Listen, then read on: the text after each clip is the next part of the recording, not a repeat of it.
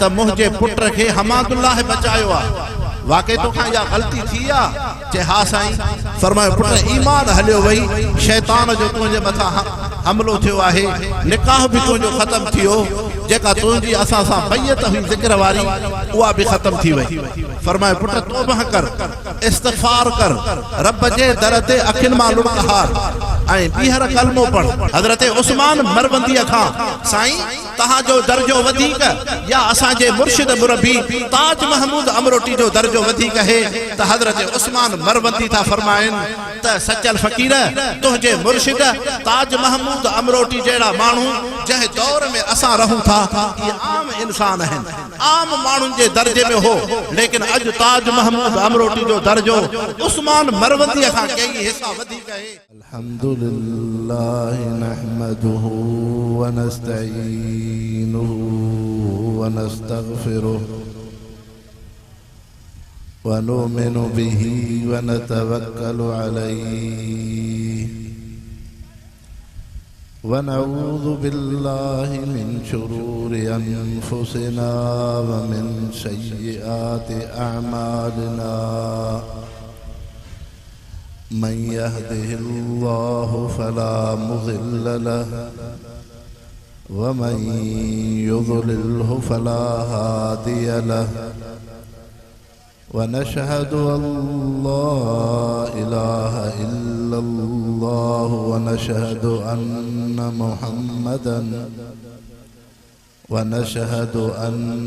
Muhammadan अब्दुहु व रसूलुहु। अम्मा बाद फ़अऊज़ु बिल्लाहि मिनश शैतानिर रजीम। बिस्मिल्लाहिर रहमानिर रहीम।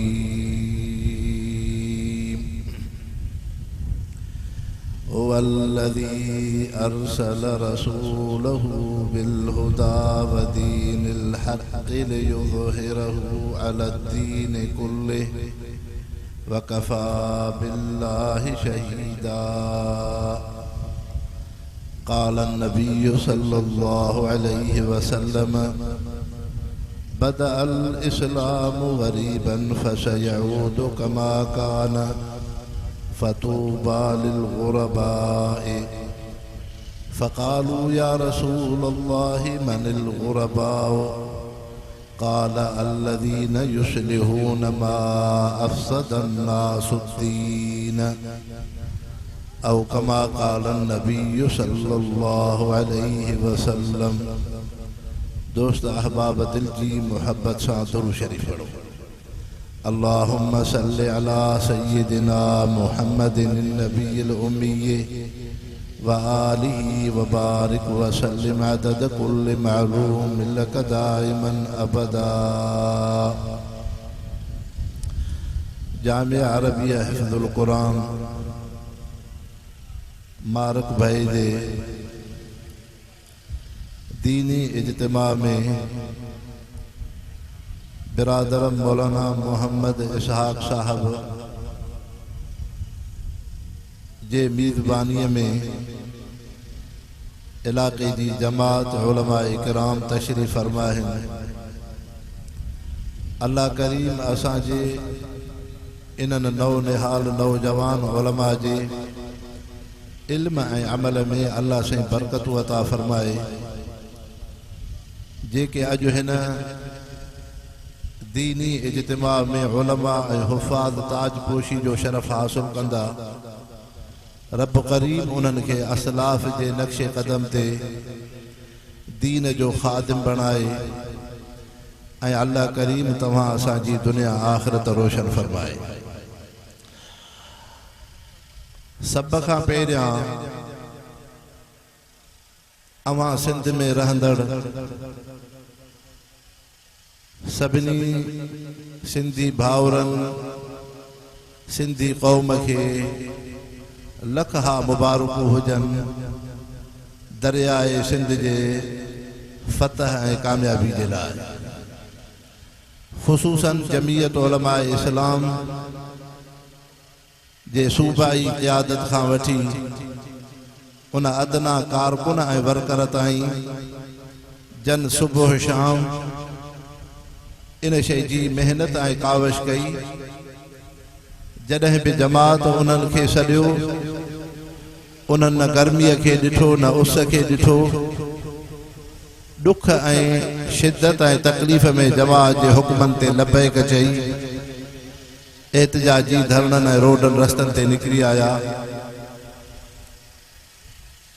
अल्हम्दुलिल्लाह अॼु सिंध जी पूरी अवाम इन शइ ते ख़ुशीअ में आहे त अल्लाह रब्बुल इज़्ज़त सिंध दरियाह जी हिफ़ाज़त बि फरमाई ऐं सिंध जी पूरी क़ौम, मकातिब फ़िक्र, मज़हबी तबक़ो, वुक़ला हुजनि, क़ौम परस्त हुजनि, उलमा हुजनि, हर सिंध जो बाशिंदो हिकिड़े पेज ते मुतफ़िक़ हो त असांखे सिंध जे दरियाह जी हिफ़ाज़ती घुरिजे, जंहिंजे मथां असां हर तरह जी जानी माली क़ुर्बानी ॾियण खां तयारु आहियूं।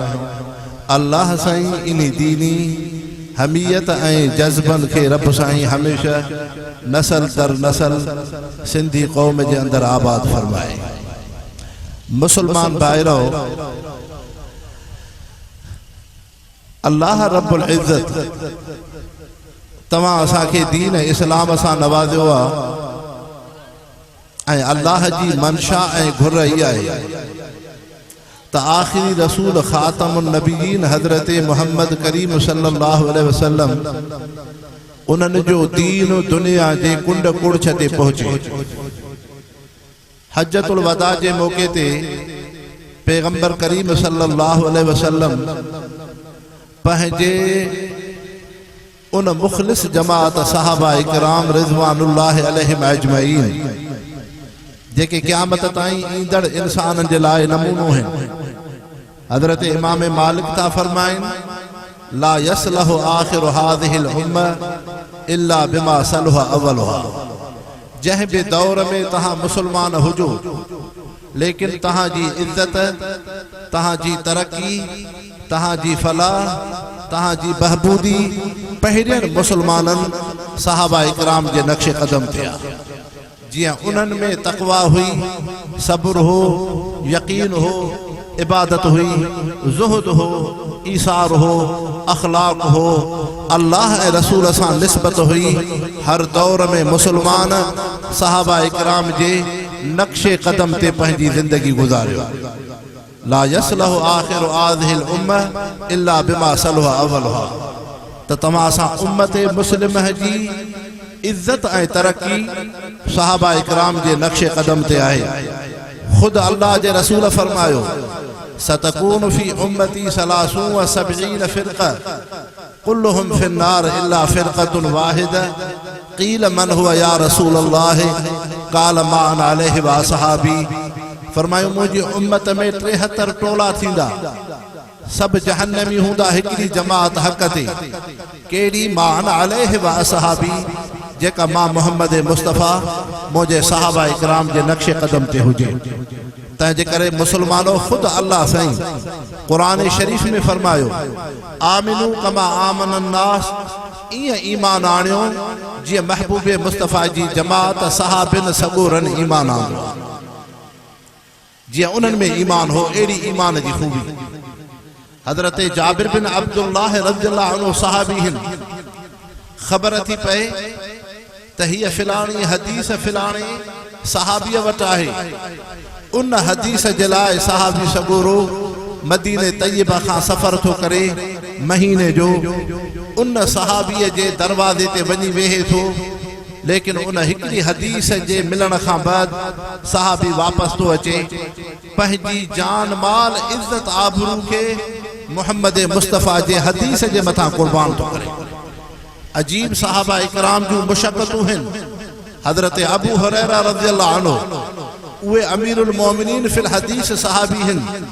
फरमाइनि था न मूंखे बुख जो फ़िक्र हो न उन जो फ़िक्र हो, इहा तड़प एहसास हूंदो हो त मां महबूब मुस्तफ़ा जी ख़िदमत में रही हदीस जो ज़ख़ीरो पाण वटि महफ़ूज़ कयां। तंहिंजे करे इंसानो इल्म दीन वॾे में वॾी नेमत आहे, वॾे में वॾी नेमत आहे।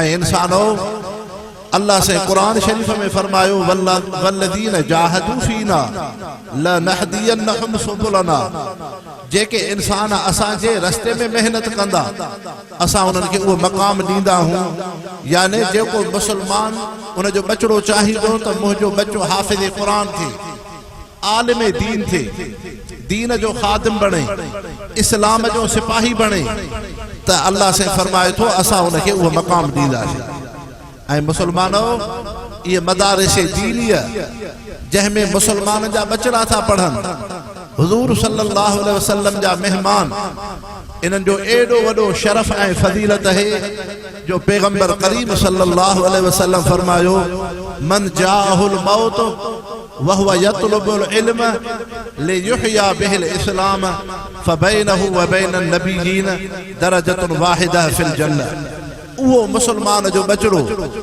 जेको इल्म तो हासिल करे दीन जो सिखे ऐं मक़सद इहो हो लियुहया बिहिल इस्लाम मां इस्लाम के जिंदा कंदुमि अल्लाह जो नालो बुलंद थे हज़रत उक़बा बिन नाफ़े रज़ियल्लाहु अन्हु सहाबिया मदीने तय्यब खां निकितो हलंदे हलंदे समुंड जे किनारे बहरे ज़ुल्मात ते जेको दुनिया जो समुंड जे कपर ऐं किनारे ते पहुचे थो अग्यां ज़मीन ख़त्म थी वई पानी पानी आ उहो मोहम्मद मुस्तफ़ा जो सहाबी उन समुंड जे किनारे कपर ते अची पंहिंजे घोड़े जा अग्यां पेर समुंड जे पाणीअ में रखी करे अल्लाह जी दरबार में दुआ थो घुरे अल्लाहुम्मा इन्नी लम अख़रुज बतरन वला अशरन ऐं अल्लाह साईं मां रियाव ऐं ॾेखाव का सफ़र न कयो दुनिया का सफ़र न कयो इन्नमा नतलुबुल लज़ी तलबहु अब्दुका ज़ुल्क़रनैन जिया तुंहिंजो मानो ज़ुल्क़रनैन तुंहिंजे दीन खे बुलंद कयो अॼु उक़बा बिन नाफ़े मोहम्मद मुस्तफ़ा जो सहाबी उन अल्लाह जे रसूल जे पैगाम जेको मोहम्मद मुस्तफ़ा फरमायो हो फलियुबल्लिगु शाहिदुल गाइब जेके अॼु अरफात में आयो मदीने में आयो मां मोहम्मद मुस्तफ़ा जी सोहबत में आयो मुंहिंजो दीन दुनिया जे कुंड कुड़छ ते वञी पहुचायो अॼु हज़रत उक़बा बिन नाफ़े मोहम्मद मुस्तफ़ा जो सहाबी बहरे ज़ुल्मात समुंड जे कपर ते घोड़े जा पेर रखी अल्लाह जे दरबार में दुआ थो घुरे ऐं अल्लाह साईं मां इन तुंहिंजे दीन जे ख़ातिर निकितो हुउमि तुंहिंजो दीन दुनिया जे कुंड कुड़छ ते पहुचे इस्लाम बुलंद थे तौहीद अचे कुफ्र ऐं शिरक मेटिजी वञे बिदात रसूमात मेटिजी वञनि ऐं अल्लाह साईं जे अॻिते ज़मीन हुजे हा त उक़बा बिन नाफ़े पंहिंजे घोड़े खे हलाए हा पंहिंजे पेरनि सां हले हा पर तुंहिंजी ज़मीन वफ़ादारी न कई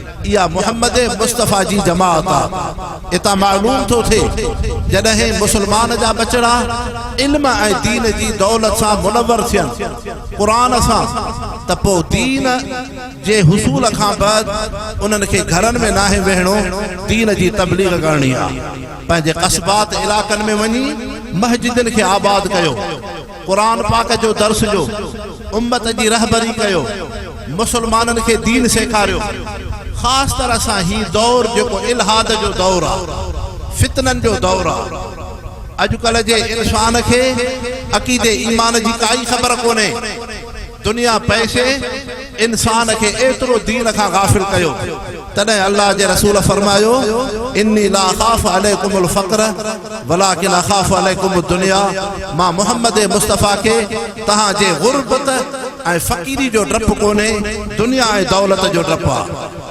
पैसो दुनिया ईंदी दीन हलियो वेंदो मुसलमान ॿिनि तबक़नि में आहिनि हिकिड़ा ग़रीब आहिनि चंद शाहूकार खुशहाल जंहिंजी उलमा सां अहलुल्लाह सां सुलहा सां मदारिस सां निस्बत है उहो मुसलमान जंहिंखे दुनिया जी खुशहाली अची वई उलमा सां निस्बत नाहे सुलहा सां निस्बत नाहे अहलुल्लाह सां निस्बत नाहे मदारिस दीनिया सां निस्बत नाहे इक़्तिदार जे नशे में अची दुनिया कुर्सीअ जे नशे में अची दुनिया जे इज़्ज़तुनि खे ॾिसी अॼु उन वटि अक़ीदे ईमान का हैसियत नथो रखे दुरूद त पढ़ंदो नमाज़ त पढ़ंदो उमरो त कंदो लेकिन अक़ीदो ईमान जी उनखे काई ख़बर कोन्हे त तौहीद कहिड़ी शइ आहे अल्लाह से कुरान शरीफ में फरमायो इन शिरक लज़ुल्मुन अज़ीम शिरक वॾे में वॾो गुनाह आहे लाइन अशरकत लयहबतन अमलुक शिरक कई तुंहिंजा गुनाह चट थी वेंदा। तव्हां असांजा मुर्शिद मुरब्बी हज़रत हमादुल्लाह हालेजी बि नवरल्लाहु मरक़दहु ख़िदमत में हालेजी शरीफ़ जे क़रीब सालिहाननि जे ॻोठड़े इलाइक़े खां हिकिड़ो फ़क़ीर थो अचे, नंढड़ो मासूम ॿारड़ो उनजो बीमार आहे। हज़रत जन दुआ फरमाई, अल्लाह साईं शिफ़ा ॾिनी। उहो फ़क़ीर अॻिते चवण लॻो, कंहिं माण्हूअ पुछियुसि बचिड़ो कीअं आहे? चए मुंहिंजे मुर्शिद हमादुल्लाह मुंहिंजे बचिड़े खे बचायो। हज़रत हमादुल्लाह हालेजी जी ख़िदमत में उहो निस्बत वारो फ़क़ीर अर्ज़ थो करे, साईं मुंहिंजी दावत खाओ, मुंहिंजे आस्थाने घर खे दुआ करे वञो। फरमायो पुट कॾहिं ईंदासीं? जॾहिं ख़बर पई त उन अहिड़ा लफ़्ज़ चया आहिनि जो उन शख़्स जो ईमान हलियो वियो आहे। सुबुह जो सवेरे असुर जो हज़रत हालेजी बि अल्लाह जा वलीअ घोड़ीअ ते सवार थी उन फ़क़ीर जे दरवाज़े ते पहुता। दरवाज़ो खड़कायो, ॿाहिरि निकितो, ख़ुशीअ में मापे नथो, साईं तव्हां असांजे दरवाज़े ते आया हो। हज़रत हालेजी बि जन फरमायो त पुट मूंखे ख़बर पई आहे त तूं पंहिंजे बचिड़े जी ख़ुशीअ ऐं सिहत याबी में कुझु लफ़्ज़ शिरक जा ॻाल्हाया आहिनि त मुंहिंजे पुट खे हमादुल्लाह बचायो आहे। वाक़ई तोखां इहा ग़लती थी आहे? चए हा साईं। फरमायो पुट ईमान हलियो वई, शैतान जो तुंहिंजे मथां हमलो थियो आहे, निकाह बि तुंहिंजो ख़तमु थियो, जेका तुंहिंजी असां सां बैयत हुई ज़िक्र वारी उहा बि ख़तमु थी वई। फरमायो पुट तौबह कर, इस्तिग़फ़ार कर, रब जे दर ते अखियुनि मां लुढ़क हार ऐं ॿीहर कलमो पढ़, निकाह ॿीहर पढ़ ऐं जेकॾहिं असां सां निस्बत रखणी थी त ॿीहर बैयत कर। हज़रत हालेजी बि जन फरमायो त पुट जेकॾहिं तूं इन शइ खां बाज़ न आई ऐं ॿीहर बि इहे लफ़्ज़ चयई, पोइ तुंहिंजे शिरक जे करे, तौहीद न हुजण जे करे मां हमादुल्लाह वटि तोखे अचण जी ज़रूरत कोन्हे। पोइ अॼु खां बाद तोखे मुंहिंजे मुरीद सॾाइण जी ज़रूरत कोन्हे। जे हमादुल्लाह जो मुरीद तो सॾ आहे, पहिरियां शिरक खां तौबह कर, तौहीद ऐं कलमो पढ़। मालूम थियो त तौहीद ऐं ईमान वॾी नेमत। मुसलमानो तौहीद अक़ीदो वॾी शइ आहे। सभ खां पहिरियां पंहिंजे अंदरि तौहीद अपनायो, अक़ीदे खे मज़बूत कयो। सहाबा इकराम रिज़वानुल्लाह अलैहिम अजमईन था फरमाइनि, हज़रत अबू बकर सिद्दीक़ रज़ियल्लाहु अन्हु, हज़रत अली मुर्तज़ा रज़ियल्लाहु अन्हु था फरमाइनि, हुज़ूर पाक सल्लल्लाहु अलैहि वसल्लम जी सोहबत में, नबी पाक सल्लल्लाहु अलैहि वसल्लम जी सोहबत में हज़रत अबू बकर सिद्दीक़ था फरमाइनि, मूंखे अल्लाह ते एतिरो त यकीन मज़बूत थियो, जेकॾहिं अल्लाह साईं सहो सुधो दुनिया में लही करे ऐं मूंखे दीदार कराए त अबू बकर सिद्दीक़ तूं मां रब जो दीदार कर, मां तुंहिंजो रब आहियां। हज़रत अली रज़ियल्लाहु अन्हु था फरमाइनि, जेकॾहिं रब चवे ऐं अली तूं मुंहिंजो दीदार कर, असां जूं अखियूं दुनिया जूं अल्लाह खे दुनिया में ॾिसनि। हज़रत अबू बकर सिद्दीक़ हज़रत अली मुर्तज़ा रज़ियल्लाहु अन्हुमा था फरमाइनि, असांजे अखियुनि जे ॾिसण सां अल्लाह खे उहो असांजो अक़ीदो ईमान मज़बूत न थींदो जेतिरो महबूब मुस्तफ़ा जी ख़िदमत में सोहबत में अण ॾिठे अल्लाह ते असांजे दिलनि में ईमान मज़बूत थियो। तंहिंजे करे अल्लाह से फरमायो अल्लज़ीन युमिनून बिल गैब, यकीन वॾी शइ आहे। मुसलमानो साहबिन में यकीन हो, अल्लाह जे नेकन सालिहन बानन में यकीन हो त ही असां नमाज़ था पढ़ूं, कुरान था पढ़ूं, ज़िक्र था कयूं, अल्लाह सां जेको ताल्लुक़ आहे इहा वॾी शइ आहे। तंहिंजे करे इंसान अक़ीदे जो फिक्र करे। ॿी शइ आहे सुन्नत ऐं सीरत। पंहिंजी ज़िंदगी हुज़ूर पाक सल्लल्लाहु अलैहि वसल्लम जे सुन्नत सीरत ते अपनायो। जहांगीर बादशाह हुआ, तख़्त ते वेठो, दुनिया जी इज़्ज़त अथसि, लेकिन वक़्त जे वलीअ हज़रत मुजद्दिद अल्फ़सानी जी ख़िदमत में अर्ज़ कयई, मूंखे नसीहत कयो। अल्लाह वारा हो, दरवेश हो। हे मौलाना इसाक़ साहब कुरान जो जलसो छो रखियो? ताकि असां में दीन अचे, तौहीद अचे, सुन्नत अचे, सीरत अचे, दीन खे समझूं, पंहिंजी ज़िंदगी सवारियूं, क़ब्र आख़िरत असांजी रोशन थिए। त ईअं ई उहो जहांगीर बादशाह मुजद्दिद अल्फ़सानी खे थो चवे, अल्लाह जा नेक साले बंदा हो, नसीहत कयो। फरमायो ॿ कम कर, हिकु पंहिंजो ताल्लुक़ क़ुरान पाक सां रख, क़ुरान शरीफ़ सां निस्बत रख, कुरान पाक के समझो, कुरान जी तिलावत, कुरान जो दौर, कुरान पाक जो फहम। ऐं ॿी शइ इहा आहे त हुजूर पाक सल्लल्लाहु अलैहि वसल्लम जी सुन्नत सीरत के ज़िंदा कर। जहांगीर बादशाह जंहिं दौर में तू हले थो, मुजद्दिद अल्फ सानी अल्लाह जो वली थो चवे, अॼु जो इंसान कुरान खां वधीक दोहीड़नि खे अहमियत ॾींदो। ईअं आहे न, भिटाईअ जे बैत खे अहमियत। कंहिं मजलिस में को इंसान भिटाईअ जो बैत पढ़े, माण्हू वॾे तवज्जो सां ॿुधंदा, लेकिन कुरान पाक जी आयत पढ़ी ॿुधायो, कुरान पाक जे तरफ़ को तवज्जो कोन्हे।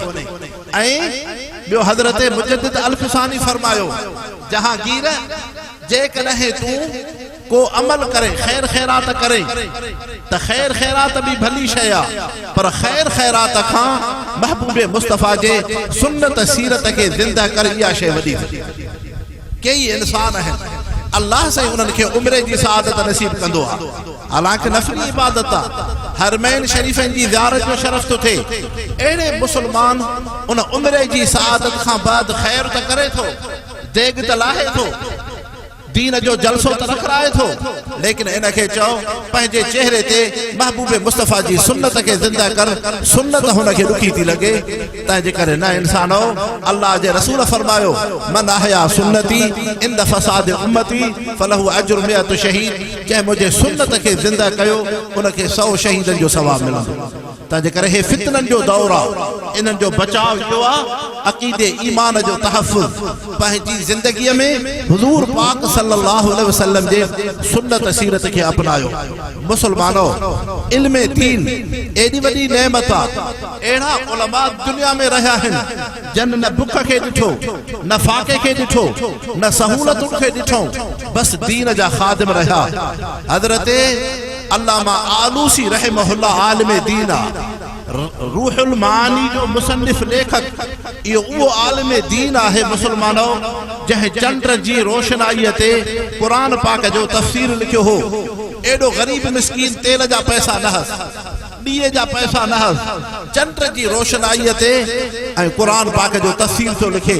वक़्त जे बादशाह खे ख़बर पई, मुंहिंजे दौर में हिकिड़ो आलिम दीन आहे जंहिं कुरान शरीफ़ जो तफ़सीर रूहुल मानी चंड जी रोशनाईअ ते लिखियो आहे। उन वॾो इज्तिमा कोठायो, अवाम खे गॾु कयईं, वॾो जलसो इज्तिमा थियो। उन में उहो बादशाह चवण लॻो त सभु मूंखे मुबारक जो, मां उहो ख़ुशि नसीब आहियां, मुंहिंजे दौर में अहिड़ो आलिम आहे जंहिं कुरान जी एॾी वॾी ख़िदमत कई। कॾहिं अहिड़ो दौर आहे, कॾहिं अहिड़ो दौर आहे। हारून रशीद बादशाह हुआ, उनजी घरवारी बीबी ज़ुबैदा बादशाह जी घरवारी आहे, शाही महल में रहे थी। अल्लामा जलालुद्दीन सुयूती था फरमाइन, कानत लहा मिअतु जारियतिन यक़रऊनल कुरान व युस्मउ सौतुल कुरान मिन महलिल खलीफा दवियन नहल। चतो मुसलमानो, इहो दौर भी ॾिसो जो बादशाह जे घर में 100 खन कुरान पढ़ंदड़ औरतूं आहिनि, जेका बादशाह जी घरवारी बीबी ज़ुबैदा रहमतुल्लाह अलैहा कुरान थी ॿुधे। उन बादशाह जे घर मां राग मौसीक़ी जो आवाज़ नथो अचे। अॼु छा थी वियो आहे तव्हां असां मुसलमाननि खे, जो दुनिया जा सरदार बणिजी, हुक्मरान बणिजी, सियासतदान बणिजी, दुनियादार बणिजी, अॼु कुरान जी तिलावत हली वई। हारून रशीद बादशाह हुआ, शाही महल में बचड़ा रहन था, लेकिन घर मां कुरान जो आवाज़ तो अचे। मालूम थियो त मुसलमानो, जिया कुरान ऐं इल्म ऐं दीन सां ग़रीबन निस्बत रखी आहे, तीअं ख़ुशहाल मुसलमाननि बि कुरान ऐं दीन सां निस्बत रखी आहे। तंहिंजे करे ईअं न आहे त सिर्फ़ ग़रीबनि जी निस्बत आहे। ऐं इल्म केॾी वॾी नेमत आहे। मुसलमानो, अल्लाह जे रसूल फरमायो, फ़क़ीहुन वाहिदुन अशद्दु अला शैतान मिन अल्फ आबिदिन।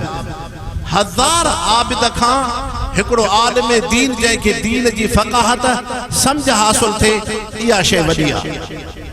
ऐं अल्लामा इब्न क़य्यिम, अल्लामा जौज़ी रहमत इब्न जौज़ी रहमहुल्लाह, वो आलिम दीन आहे जंहिंजी 98 साल उम्र हुई। 98 साल तकरीबन हर मौज़ूअ ते उन जा किताब लिखियल आहिनि। सादगी जो ज़मानो हो, किलकन सां मस कुपड़ीअ में कलम खे बोड़े करे वो आलिम दीन किताब थो लिखे, तसनीफ़ तालीफ़ थो लिखे।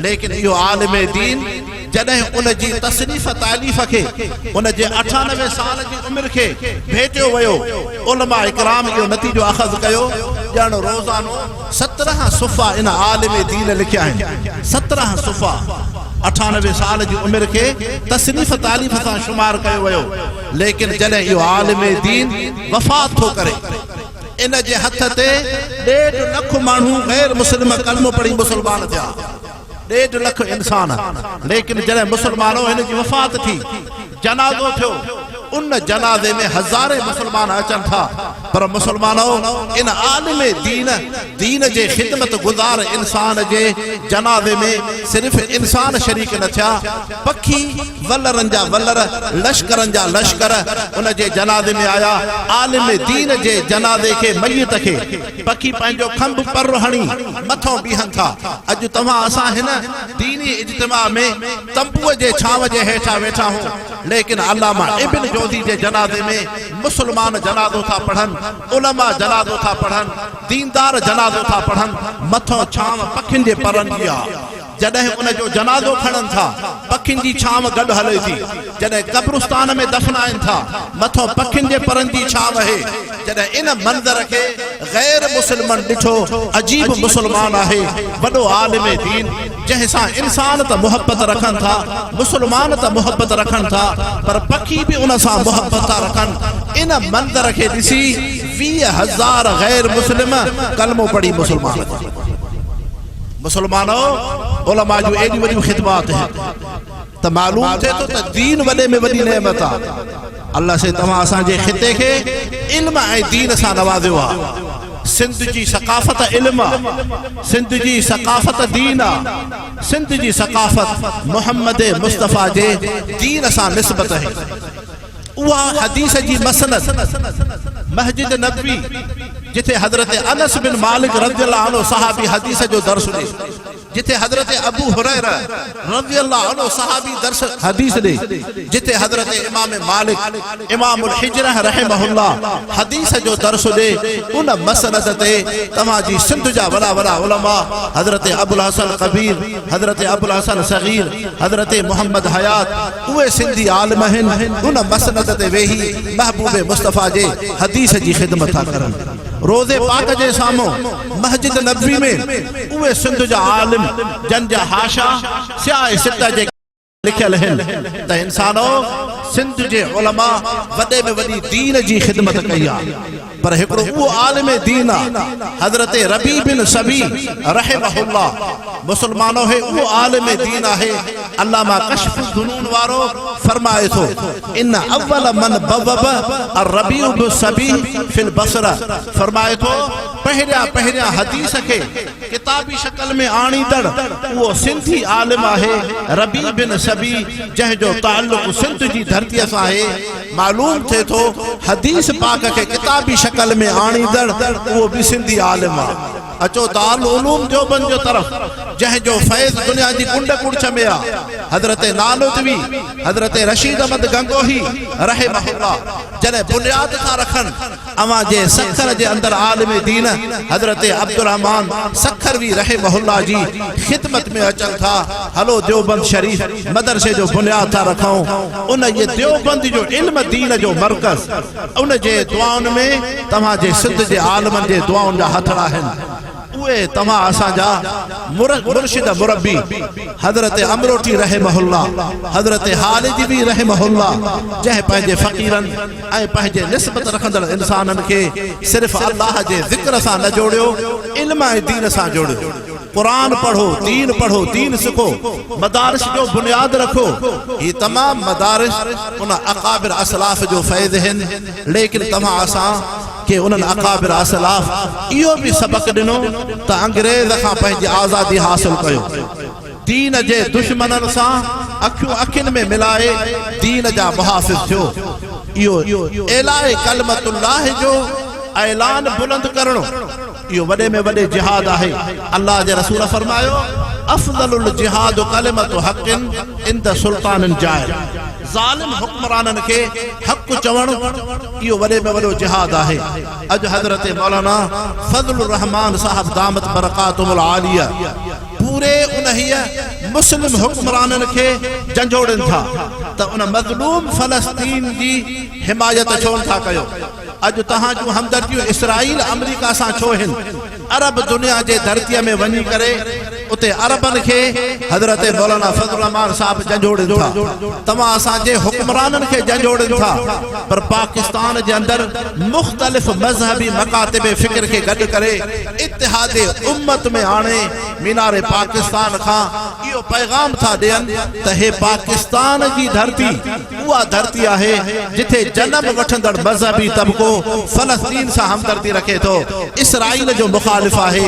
उते ई हज़रत मौलाना फज़लुर रहमान पाकिस्तान जे दुश्मन उन हिंदू खे, उन इंडिया खे, उन मोदीअ खे हज़रत मौलाना फज़लुर रहमान ललकारे थो त ख़बरदार ही मुल्क उहो आहे जितां जी फ़ौज इंडिया सां मुक़ाबिलो कंदी, पर उतां जी अवाम मज़हबी तबको जमीयत उलमा इस्लाम जा वर्कर तोसां बि मुक़ाबिलो करे था सघनि।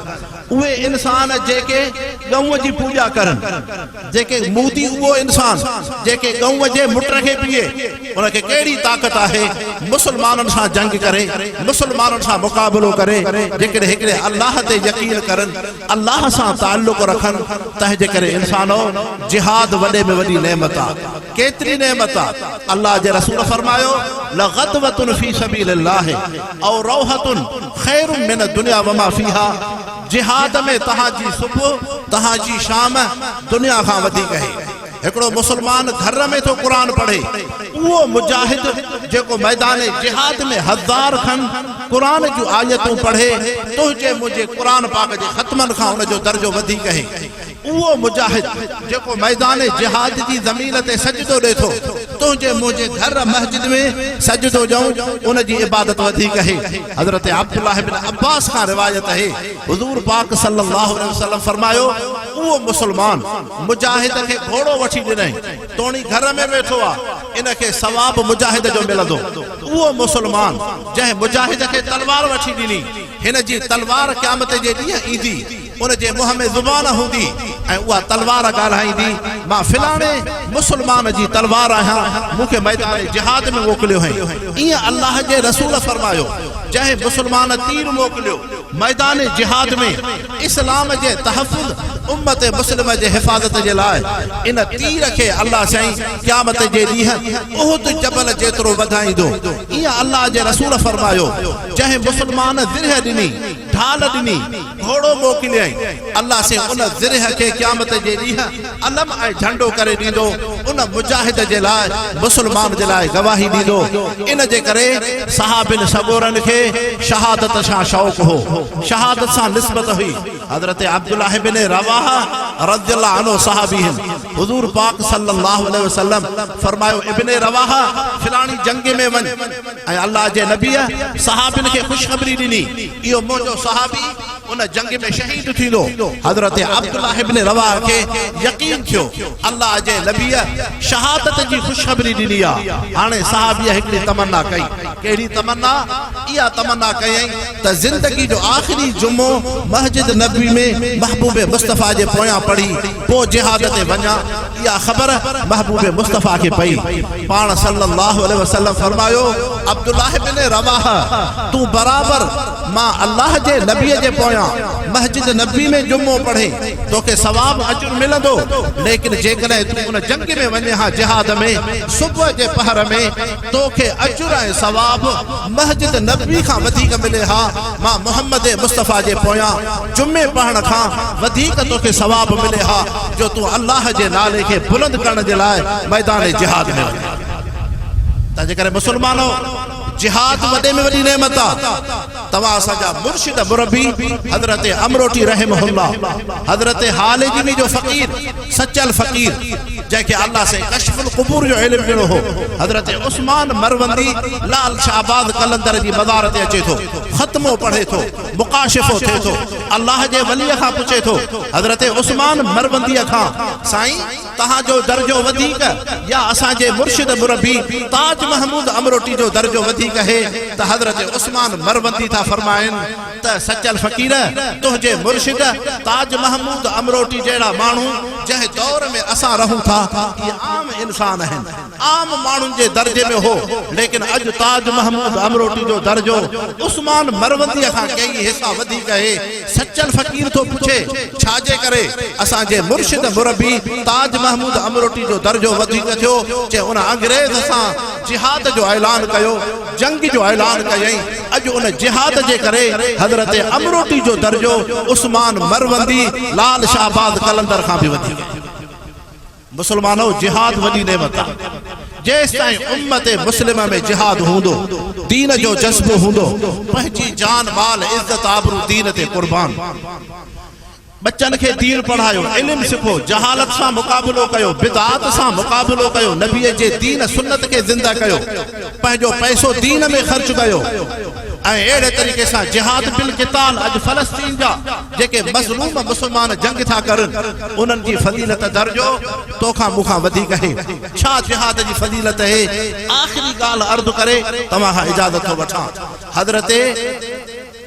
हजरत अब्दुल्लाह बिन जासमी रज़ियल्लाहु अन्हु साहबी लश्कर जा अमीर हैं। रूम जे तरफ सहाबा जो लश्कर वने थो, उन लश्कर में सहाबी है जाबिर बिन अब्दुल्लाह रज़ियल्लाहु अन्हु जेको पंहिंजे खच्चर खां हेठि लथो, सवारीअ खां हेठि लथो, पैदल हलण शुरू थियो। उन अमीर लश्कर हजरत अब्दुल्लाह बिन जासमी रज़ियल्लाहु अन्हु, मालिक बिन अब्दुल्लाह जासमी सहाबी सगोरे फरमायो पंहिंजे सहाबी सिपाहीअ खे त जाबिर बिन अब्दुल्लाह तहां पैदल छो था हलो, जॾहिं तहांखे सवारी आहे सवारीअ ते हलो, सफ़र ॾिघो आहे।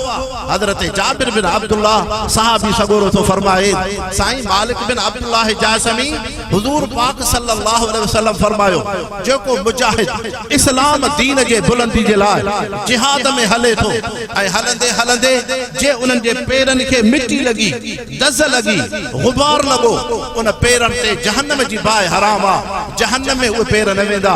जॾहिं हज़रत जाबिर बिन अब्दुल्लाह सहाबीअ इहा हदीस ॿुधाई, मालिक बिन अब्दुल्लाह अमीर लश्कर ऐलान कयो जेके मुंहिंजा सहाबी जेके सिपाही घोड़नि ते आहिनि, उठनि ते आहिनि, सवारनि ते आहिनि, हेठि पैदल हलो, पैदल हलन था ताकि तव्हांजे पेरनि खे मिट्टी लगे, गिरदो गुबार लगे, तव्हांजे मथां भी जहन्नम जी बाहि हराम थिए।